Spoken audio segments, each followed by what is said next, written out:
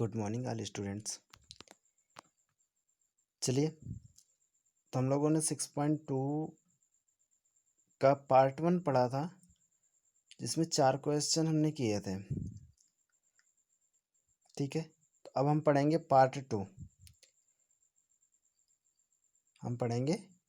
Part 2। Video अच्छी लगे ज़्यादा से ज़्यादा शेयर करना और लाइक करना। इसके अलावा हमारे यूट्यूब चैनल को सब्सक्राइब करना ना भूलें। इसके साथ साथ बेल आइकन दबाना भी ना भूलें, ताकि नोटिफिकेशन आपको मिलते रहे बराबर, और कमेंट करना भी ना भूलें। ठीक है, जो समझ में ना आए कमेंट अवश्य करें। ये एनसीईआरटी पर आधारित है कंप्लीट। ठीक है, 6.2 चलो करते हैं। 6.2 का पार्ट 2 क्वेश्चन नंबर 5। चलिए करते हैं क्वेश्चन नंबर 5। क्या दिया गया है, चलिए देखिए क्या दिया गया है। आकृति 6.20 में DE समांतर OQ और OR है। DE समांतर OQ और OR है। OQ और OR किसके समांतर है? DE और DF के समांतर है। ठीक है, DE समांतर OQ है और DF समांतर OR है। ठीक है, यहाँ पर लिखना भूल गया। ठीक है, यहाँ पर है DF समांतर OR। ठीक है, DF समांतर OR है। ठीक, क्वेश्चन पूरा कर लेना। DF समांतर OR है। दर्शाना है EF समांतर QR है। दर्शाना है EF समांतर QR है।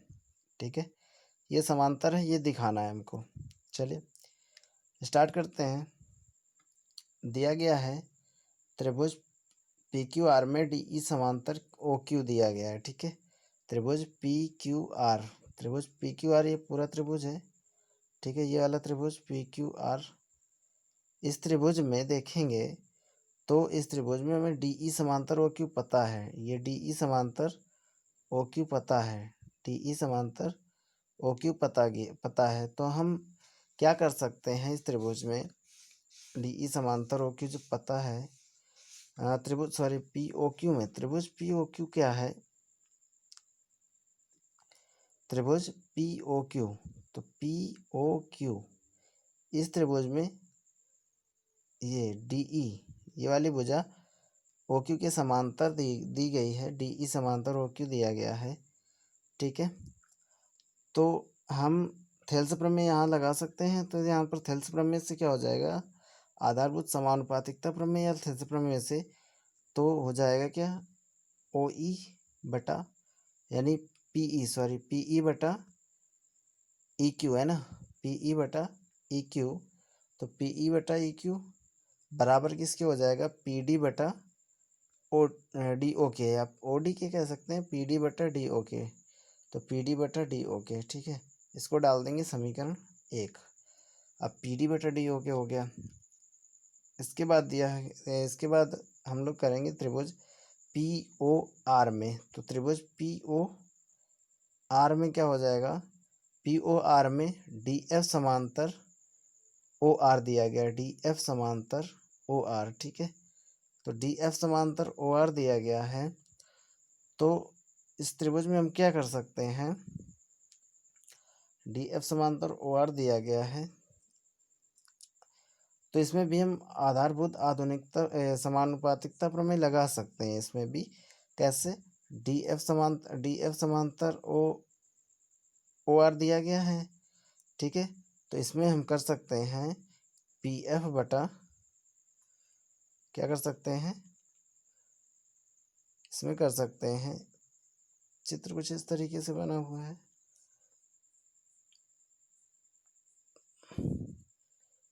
ठीक है, चित्र इस तरीके से बना है।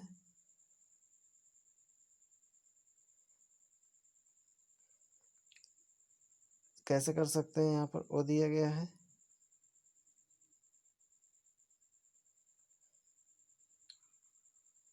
ठीक है, और क्या खींचा हुआ है? ओ डी एफ,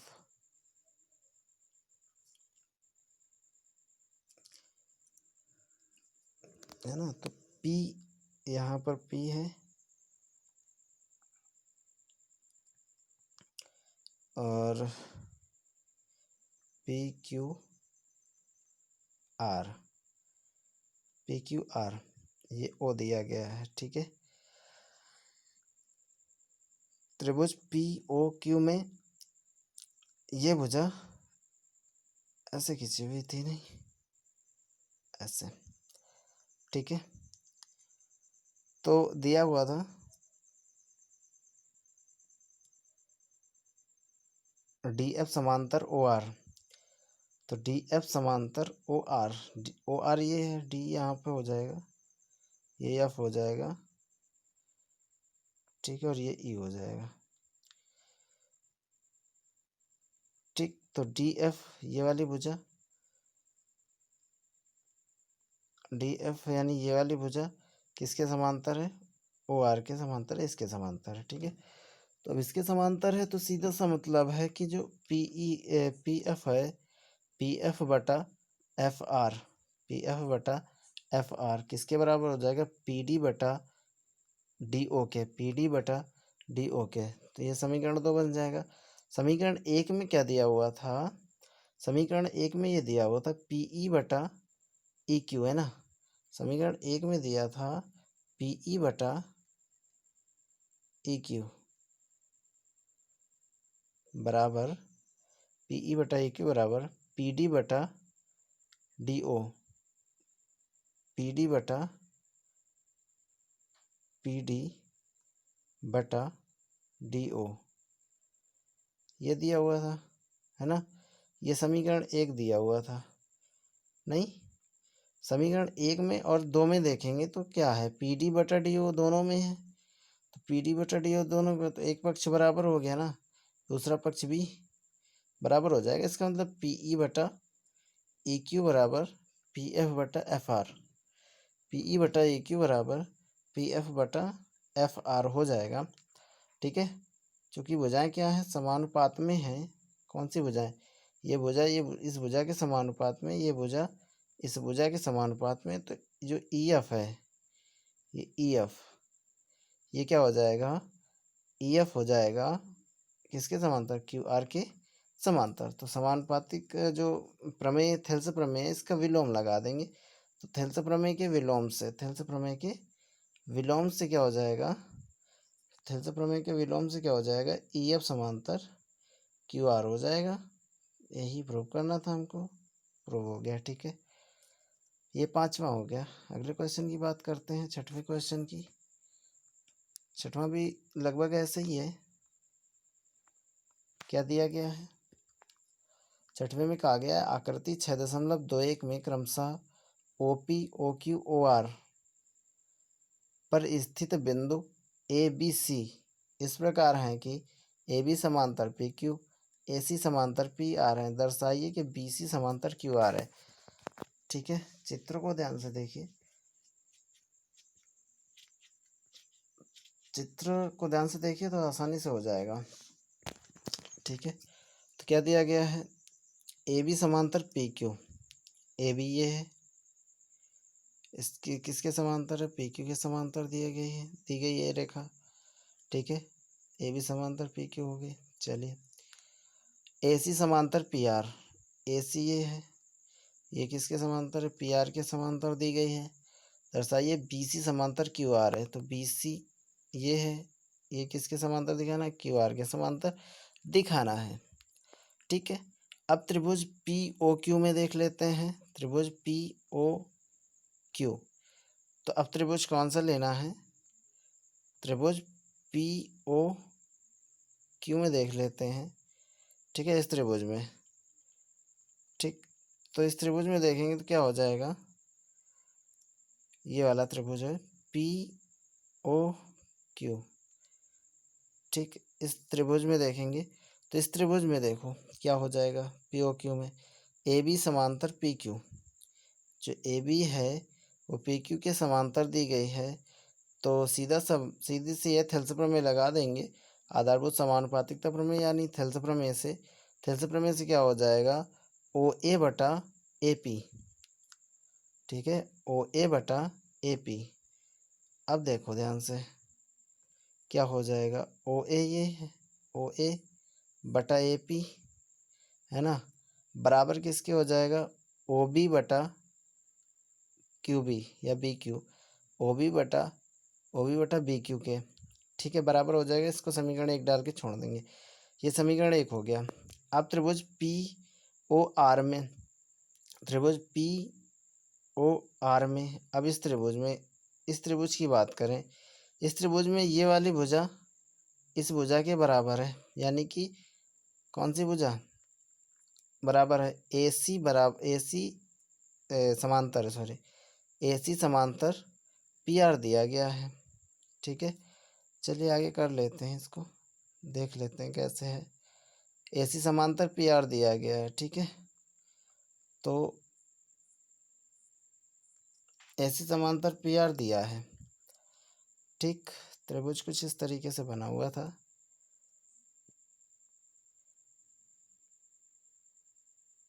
ठीक है,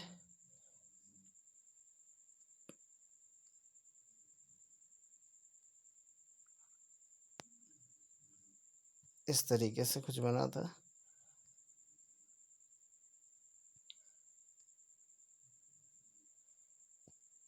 ठीक, ये बना था त्रिभुज, ये था पी क्यू आर और ये था ओ बीच में,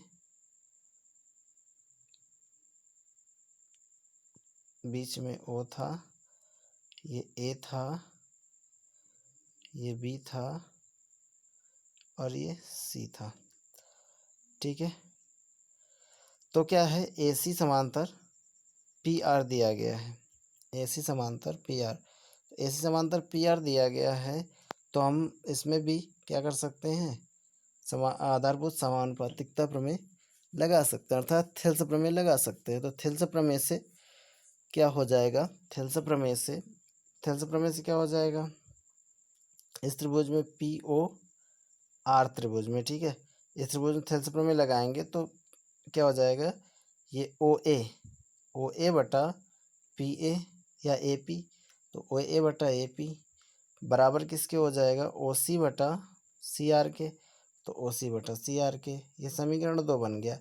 अब समीकरण 1 और समीकरण 2 से अगर देखेंगे तो ओ ए बटा ओ पी दोनों में है ना, ओ ए बटा भाई, इसमें भी तो वही आया था, ओ ए बटा ओ पी बराबर ओ बी बटा बी क्यू, तो ओ बी बटा बी क्यू, तो ये क्या हो जाएगा, ओ ए बटा ओ पी दोनों में है तो एक पक्ष बराबर हो जाएगा, दूसरा पक्ष भी बराबर हो जाएगा, तो क्या आ जाएगा, ओ बी बटा बी क्यू बराबर आ जाएगा ओ सी बटा सी आर। ठीक है, ओ सी बटा सी आर, ये समीकरण 2 हो गया। अब ये चूंकि भुजाएं क्या हो गई, समानुपात में हो गई, भुजाएं क्या हो गई, समानुपात में हो गई, तो थेल्स प्रमेय के विलोम से, क्या हो जाएगा, बी सी समांतर क्यू आर, बी सी समांतर क्यू आर, थेल्स प्रमेय का विलोम लगाएंगे तो बी सी समांतर क्यू आर हो जाएगा। यही हमें प्रूव करना था, प्रूव हो गया। ठीक है, आ गया समझ में, थेल्स प्रमेय का विलोम क्या होता है, थेल्स प्रमेय का विलोम लगाएंगे इसमें, थेल्स प्रमेय का विलोम से क्या हो जाएगा, बी सी समांतर क्यू आर हो जाएगा। ठीक है, ये आ गया समझ में, ये हो गया क्वेश्चन नंबर 6। अब 7 की बात करें, क्वेश्चन नंबर 7 क्या दिया गया है,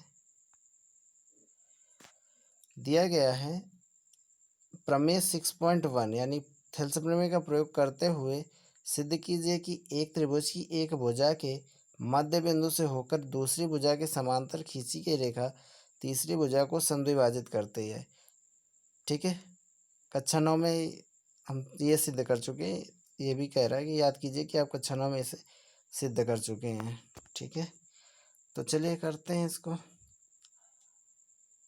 तो दिया है ए बी सी एक त्रिभुज है, क्या दिया गया है,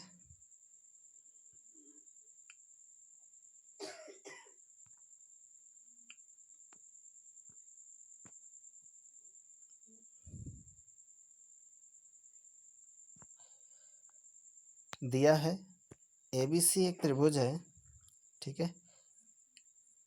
ABC इस तरीके से एक त्रिभुज है, ठीक। ये A, ये B, ये C, ये ABC एक त्रिभुज है, ठीक है। इनके मध्य बिंदु दिए गए हैं D और E, ठीक। तो ये D AB का मध्य बिंदु है और E AC का मध्य बिंदु है।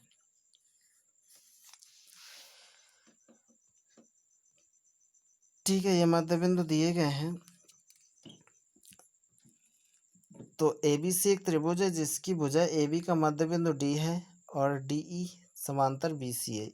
ये केवल दिया गया है कि मध्य बिंदु D है और DE समांतर BC है, इतना दिया गया। ये वाली रेखा समांतर है। तो हमको सिद्ध करना है कि AE बराबर EC, हमें सिद्ध करना है AE बराबर EC, मतलब E AC का मध्य बिंदु है, ये सिद्ध करना है हमको। सिद्ध करना है E क्या है, AC का मध्य बिंदु है, मतलब ये दोनों बराबर सिद्ध कर दें तो हमें पता चल जाएगा कि मध्य बिंदु है ना, ठीक। तो चलो कर लेते हैं। त्रिभुज ABC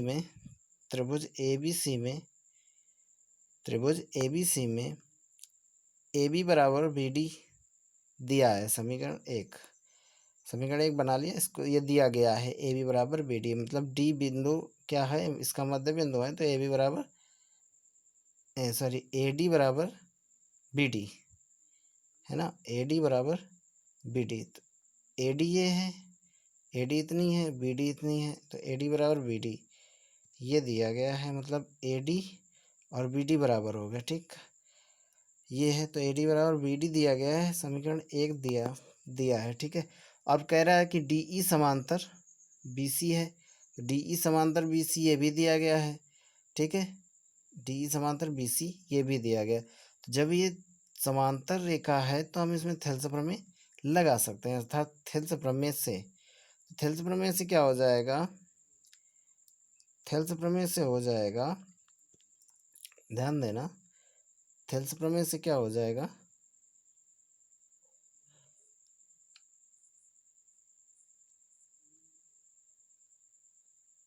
ABC और ये D था, ये E था ना, ठीक है।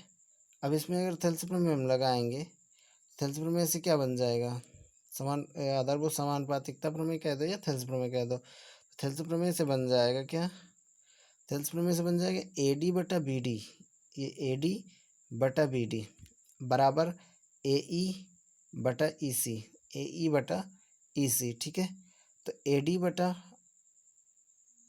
अब यहाँ पर देखो ध्यान से, समीकरण एक से क्या है, ये बराबर है दोनों, इस BD की जगह AD रख सकते हैं, ठीक है। तो क्या हो जाएगा, BD की जगह AD रखने पर तो AD बटा AD बराबर AE बटा CE आ जाएगा, या इसको काट दो, एक आ जाएगा यहाँ पे, एक बराबर AE बटा CE आ जाएगा। अब तेरे गुणा करा दो तो AE बराबर कितना आ जाएगा, AE बराबर EC या CE, AE बराबर CE, और यही हमको प्रूव करना था, ठीक है। या इसको इस तरीके से भी लिख जाता है, जो E है वो AC का मध्य बिंदु है, ऐसा भी लिख सकते हैं, ठीक है। अब क्वेश्चन नंबर 8 की बात करें। क्वेश्चन नंबर 8 क्या दिया गया है, कह रहा है कि प्रमेय 6.2 का प्रयोग करते हुए सिद्ध कीजिए कि एक त्रिभुज की किन्हीं दो भुजाओं के मध्य बिंदुओं को मिलाने वाली रेखा तीसरी भुजा के समांतर होती है, ठीक है। कक्षा 9 में भी सिद्ध कर चुके हैं इसको, ठीक। तो चलो कर लेते हैं इसको भी। क्या दिया हुआ है, दिया है ABC एक त्रिभुज है, ABC एक त्रिभुज है इस तरीके से, ये A है, ये B है, ये C है, ठीक है। ABC एक त्रिभुज है, भुजा AB और AC का मध्य बिंदु क्रमशः DE और E है। AB का मध्य बिंदु D है, ठीक है। AB का मध्य बिंदु क्या है, AB का मध्य बिंदु D है, और ऐसा कर दो, AB का मध्य बिंदु D है और AC का मध्य बिंदु E है, ठीक है। AB का मध्य बिंदु D है और AC का मध्य बिंदु E है। सिद्ध करना है कि डीई समांतर बीसी है, यानी ये डीई समांतर किसके है, बीसी के। डी समांतर बीसी है, ठीक है। चलिए करते हैं इसको भी कर लेते हैं। क्या हो जाएगा, इस तरीके से त्रिभुज बना था, ए बी सी डी और ई, ठीक है।